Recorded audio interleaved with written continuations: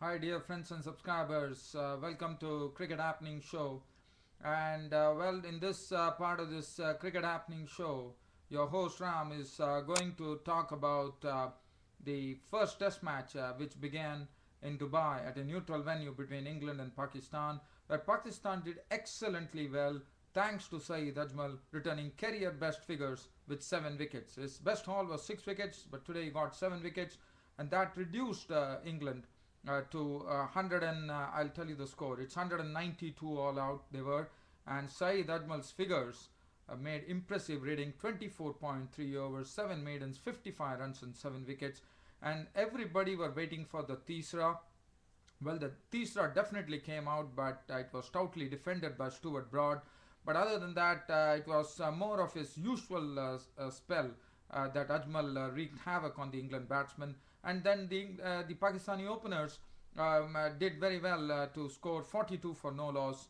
And as you know, they have been very, very established openers now. The Pakistani openers have been doing well in the past too. So that is one thing that I'll be talking about, and then I will take you live to Bloemfontein in this third one-day international between South Africa and Sri Lanka, where South Africans have shown superlative fielding skills here to reduce Sri Lanka to 213 for 5. We are in the 42nd over. But let's first head off to Dubai, where England and Pakistan kicked off the first Test match here at the Dubai International Cricket Stadium. Let me start off like this. The stadium, it was not looking like an international match being played. The reason being, there were no crowds. It was, in fact, they were playing to empty crowds there. Unfortunately, as you know, tests have been producing a lot of results. It was very, very sad to see that the ICC headquarters in Dubai, where the match was being played, the Dubai International Cricket Stadium, drew empty crowds. There was not much of a crowd at all. But Saeed Ajmal, someone missed Saeed Ajmal's bowling for sure there, and England started off with Andrew Strauss and Alistair Cook. It was the England were the ones who won the toss, so Andrew Strauss elected to bat, and Andrew Strauss and Alistair Cook walked in, and the pace ball Umar Gul and Isaac Chima couldn't make an impression initially with the new cherry. But Mohammad Hafiz, for whom Misbah ul Haq has a lot of hope, in fact, he pressed him on in the sixth over, and he immediately responded at Alistair Cook was gone, caught by Adnan Akmal off the bowling of Mohammad Hafiz for 3. That was the first wicket to go, and they were 10 for 1. It soon became 31 for 1 as Jonathan Trott was scalped by Isaac Chima. Jonathan Trott definitely played some very good strokes down the offside, creaming them for boundaries. But Isaac Chima got a ball to bounce, and Cook tried to hike it and tried to put it down the leg side. Got a faint edge. Adnan Akmal did the rest. He was gone for 17 with 3 fours. And then Andrew Strauss followed him to the pavilion, and this was the time Saeed Ajmal was introduced into the attack. And Saeed Ajmal came in with the score probably on 42 for England, and he came in and picked up 3 wickets. So that was something very good, as Andrew Strauss was gone, a clean bowl by Saeed Ajmal. He actually missed a shot there because he tried to pull Saeed Ajmal, but the ball went on to the sticks, and he was castled for 19 with 1 boundary. Kevin Peterson was gone, as he actually played to a ball from Saeed Ajmal, wrapped him on the pads, and he was gone for 2 as LBW bowled Saeed Ajmal. And Ian Bell was a victim of a dusra. He was caught by Adnan Akmal for a duck. And then it was Morgan and Pryor at the crease. The only person who really played well and stood out at the center was Matt Pryor, who used his feet well, negotiated the spinners well, and he was there, not out on 70 with 3 fours. He got some support there from Ian Morgan briefly.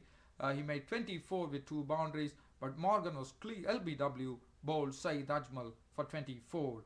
Stuart Broad was also gone. Stuart Broad was LBW bowled Saeed Ajmal for 8. But then this particular stand, which had England reeling at one stage at 94 for 7. Then there was a stand which was developing between Matt Pryor and Graham Swan. And Graham Swan played some very good strokes there, hitting 6 boundaries in his score of 34. before Abdul Rahman produced an excellent delivery which turned across the face of the bat, and that was it. It clipped the stumps, and Graham Swan was walking, bowled by Abdul Rahman for 34 with 6 boundaries. And well, the tail they just stayed there, tried to give company, but it was not to be. Saeed Ajmal was too much for them. Saeed Ajmal wrapped both the tailenders LBW, Tremlett LBW for 1, James Anderson LBW for 12, and Matt Pryor stood out there, not out on 70 amidst the ruins with 3 boundaries. It was a good knock, very good knock. One would know the importance of this knock as the match goes by. Umar Gul, 12 overs, 4 maidens, none for 35. Aizaz Chima, 1 for 43. Mohammad Hafiz, 6 overs, 3 maidens, 5 runs and 1 wicket. Abdul Rahman bowled well without luck, 18 overs, 5 maidens, 52 runs and 1 wicket. Saeed Ajmal, career best figures in Test cricket for him, bettering his 6 wicket haul that he had. 24.3 overs, 7 maidens, 7 for 55.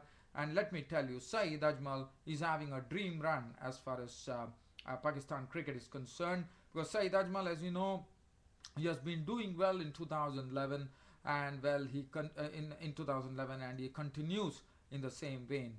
Pakistan, they negotiated 15 overs from Anderson, Tremlett, Broad, and Swan, and the score stood at 42 for no loss at close of play on the first day of this first test here at Dubai between England and Pakistan. With Pakistan openers Mohammad Hafiz not out on 22 with 3 boundaries, Tafiq Umar was not out on 18 with 3 boundaries, 42 for no loss. And I think England have to do really well. Probably Graham Swan has to come to the party, and also the pace bowlers from England have to really strike it very, very quickly tomorrow morning if they are to do something. Otherwise, Pakistan can put up a huge score. They have a very good batting lineup still to follow. And bowling fingers, Anderson none for 16, Tremlett bowled 3 overs, none for 13, Stewart brought 4 overs, 2 maidens, none for 3, Swan bowled 3 overs, 1 maiden, none for 9, and that was it. 192 all out England on the first day itself, and Pakistan finishing at 42 for no loss at close of play on the first day of this first test.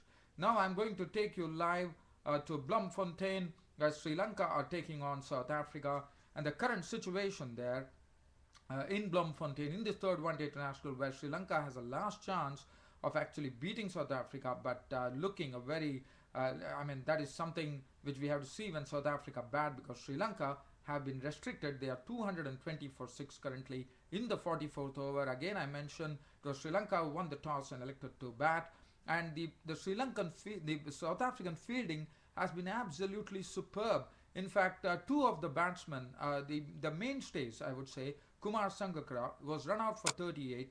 Du Plessis was the person who picked up the ball and threw in one swoop. And Du Plessis has been a superb fielder. He did it against Tilakatne Dilshan the other day in the one-day international. And Kumar Sangakkara would have never thought that would have been run out. But Du Plessis was the man who picked his stumps there with a direct throw. 38 of 37 balls, 3 fours and 1 6 for Sangakkara. And Mahela Jayawardene continued his poor form in this one-day international series as he was run out. Another superb beat of fielding from Peter Ingram, who threw down the stumps, and Mahela Jayawardene was found wanting. He was gone for 15 of 19 balls with 1 4. At the top of the order, they had a good partnership today, which yielded 94 runs, with Taranga and Dilshan playing some good strokes. Dilshan contributing 33 of 49 balls with 2 fours. Taranga got a 50. He made 58 of 65 balls with 5 fours and 2 sixes. A very aggressive knock there from Upal Taranga, the left-handed opener. Dinesh Chandimal looked impressive in his score of 36 with 3 fours. Kulashekara is right now playing there. He is not out on 17 of 25 balls. Angelo Matthews has departed. Scott Peterson bowled Sotsobe for 15. Kulashekara, the 2 Kulashekaras are in the middle now, with Koshala Kulashekara not out on naught, who has just come in. And it is Nuwan Kulashekara who is not out on 17 with no boundaries. So that's the situation here. 221 for 6 in the 44th over. Sri Lanka, after winning the toss and electing to bat in Bloemfontein at the Chevrolet Prague. And Morkel at 1 for 57 overs was very costly today. So Tsobe has bowled absolutely splendidly. Right now he's still bowling here. 9.4 overs, no maiden, 1 for 38. Dale Steyn 7 overs for 37. Duminy bowled 5 overs, 1 for 26. Albie Morkel bowled 2 overs for 9. 10 overs, 1 for 45. Robin Peterson completing his quota very well there. And Du Plessis 3 overs, no maiden, none for 15. Let's see what's happening there live with some cricket commentary here, with Sotsobe coming in and bowled to Nuwan Kulashekara, who has been, that's the end of the over. 44 overs have gone by. Sri Lanka are 223 for 6 currently here. The run rate currently is 5.06, which is considered to be very healthy. And Kulshekara is 18, Koshala Kulshekara is 1, and Duplessis has just come in, and Kulshekara will be getting 3 runs here as the score moves on by another 3 runs. 226 for 6 in the 45th over. Nuwan Kulshekara has moved on to 21. That completes my cricket happening show for today. Hope you all enjoyed it. I wouldn't be able to give you the full match report on this Sri Lanka South Africa game, unfortunately. I will have to wind up my cricket show. Sadly, dear fans, friends, and subscribers, as I will leave for my office. Thanks for your company and thanks for watching Cricket Happenings. Your host Ram signing off for the day. Thank you.